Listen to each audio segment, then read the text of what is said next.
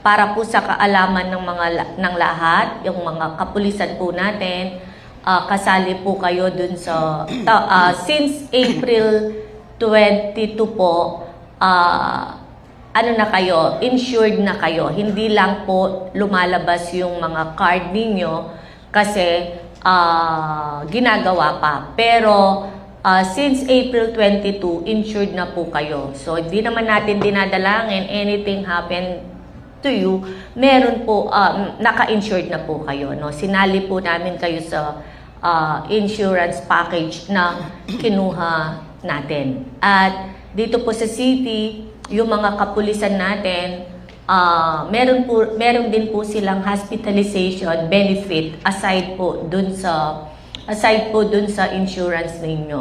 Kasi kumbaga sinasali namin po kayo dito bilang katuwang namin na nagtatrabaho dito sa siyudad ng San Fernando.